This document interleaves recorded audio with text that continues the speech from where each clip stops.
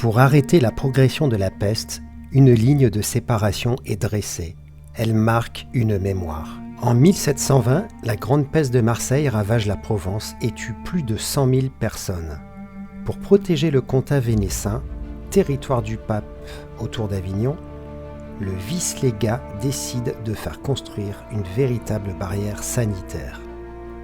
Entre mars et juillet 1721, environ 500 ouvriers édifient en seulement 5 mois un mur en pierre sèche de 27 km de long, haut de 2 mètres, qui serpente dans les monts de Vaucluse, notamment autour de Métamis. Gardé jour et nuit par plus de 1000 soldats, avec ordre de tirer sur quiconque tenterait de le franchir, ce mur avait pour but d'empêcher les personnes et les marchandises contaminées de passer.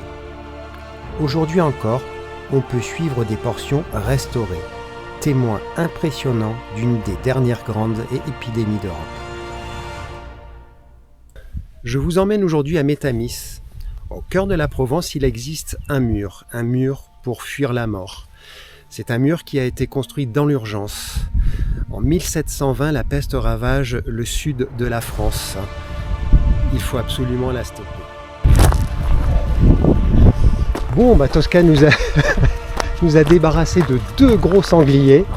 Donc forcément on est sur leur terre, hein, donc c'est un terrain de jeu pour eux.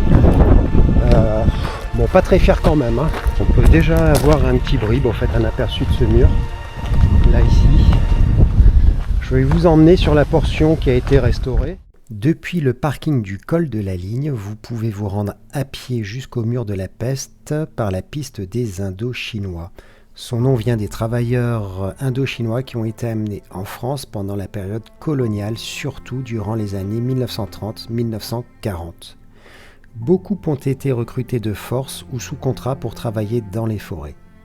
Imagine être de l'autre côté, malade ou soupçonné de l'être, et voir ce mur comme une frontière entre la vie et la mort. Et là, je pense que c'est une guérite, hein. Des soldats devaient se poster là à cet endroit et puis faire obstruction aux personnes qui voulaient passer de l'autre côté du mur.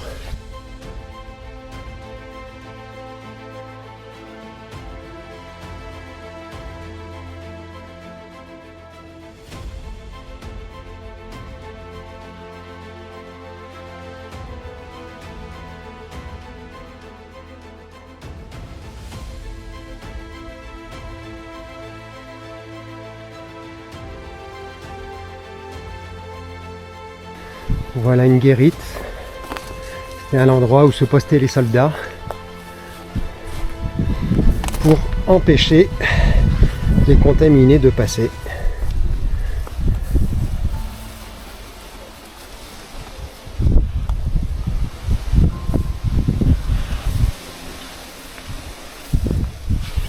Et aujourd'hui, la végétation a repris son cours.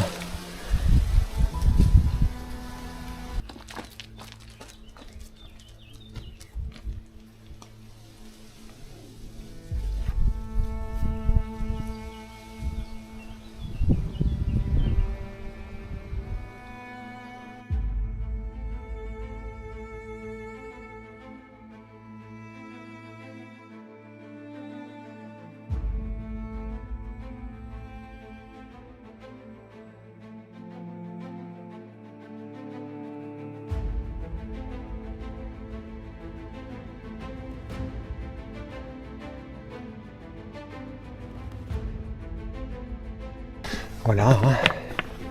Le mur de la peste n'est pas juste une curiosité historique, c'est un rappel de ce que les hommes sont prêts à faire pour survivre. Et aujourd'hui, il reste là, en silence, au milieu de la nature, presque mangé par la nature.